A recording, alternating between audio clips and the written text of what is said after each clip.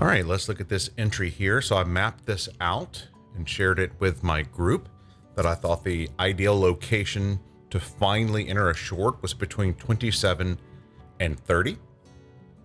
And so I front ran this just a little bit and put my entry around 28 something here. We've had multiple ladder ups. We're up 1% on the day. SPX finally hit 5,300. And so I was watching that level in conjunction with an overnight high, a London overnight high actually. And that's why I put in the group a small short between 27 and 30. And I just front ran that just a little bit. All right. So now I felt like price shouldn't come back here. And we're certainly getting a really good move. I was hoping it was going to be a more aggressive vomit move, but that's not what actually happened. But that's what I was planning for here. And I have taken off contracts as price is moving my direction, and then setting additional stops there if price goes back up.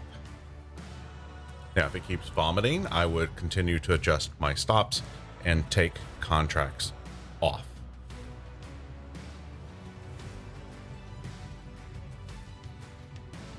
And a lot of times on these trades, you're just waiting. This is extremely counter, but it matched my definitions of when do I counter an uptrend. In fact, tonight's homework for my group, and it's for anyone that listening to this, when can you short an uptrend?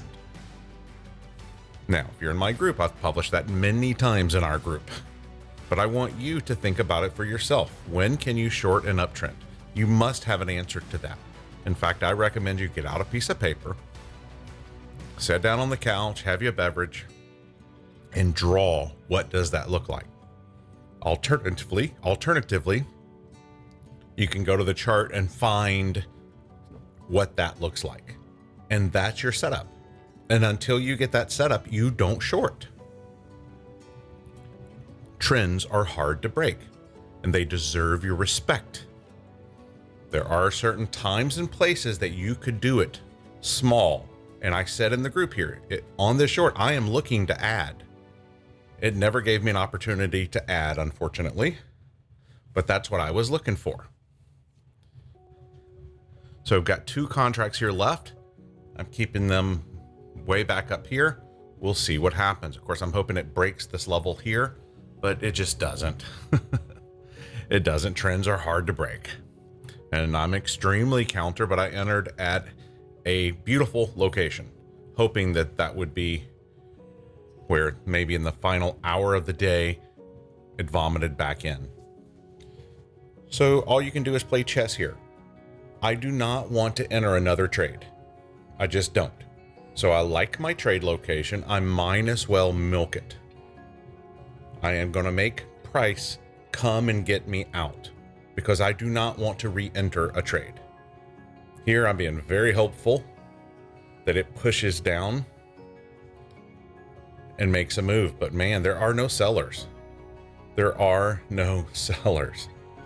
I was curious if when SPX hit the 5,300, would sellers come into the market? Would sellers come into the market? And it didn't really happen. So yeah, buyers are in control and you just be patient. I jokingly told my group I will not leave my wingman. I'm going to keep my stop where it needs to be. So here I am. I adjusted to about 50% of the distance here, saying, okay, if it gets me out here, I'm going to move my final lotto runner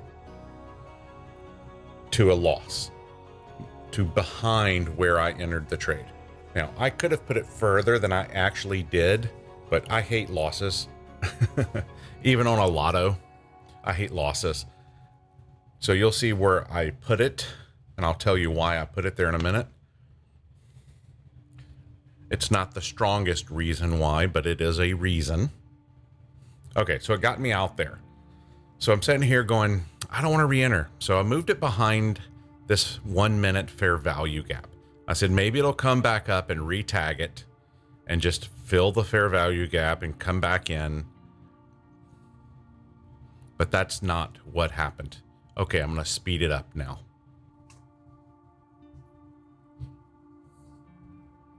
And I've sped it up quite a bit. And it's just slop and chop here at the top of the range. They don't want to break to the south. It's okay. But as I said, I do not want to get out of my trade. Why? Because I don't want to enter another one. This one is financed. Okay, I took that other one off at a very nice price. Can I afford to keep a stop back where it's at? Yes. I want it to break. I don't want to just capture 4 points right here. I want it to break and give me a real move. That's the purpose of the lotto. I'm like, oh man, it's fair value gapping candle back up. It can't break this break level. The bulls are in control. There are no sellers. The only thing I can do is play chess here and know that the lotto is financed and just hang out and wait. Go work in the garage, go do something outside. Go do something if you need to, but let the trade work without you playing with your stop.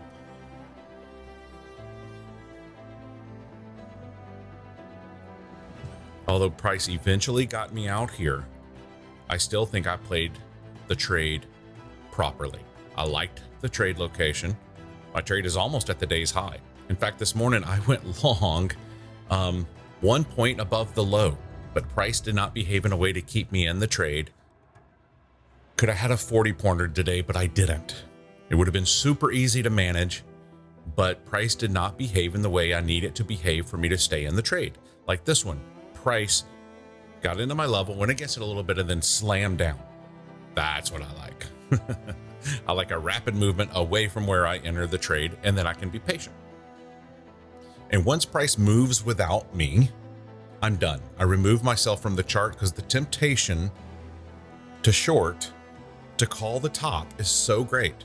Just remove yourself from the chart. Like, I don't like this price action now. It went without me. I had the most perfect entry to go long. Well, not the most perfect. I could have been a little greedier, as we discussed on Zoom. And then come back in the afternoon and see where we are at, and are any of the conditions being met that I would entertain the thought of taking a short. And it did. So I took it. Now we're starting to ladder back up. That's why I drew that blue line there. Came right to my entry. Price is very excited here. You can see it. And I was like, oh, it's going to get me. Oh, well, there's always tomorrow.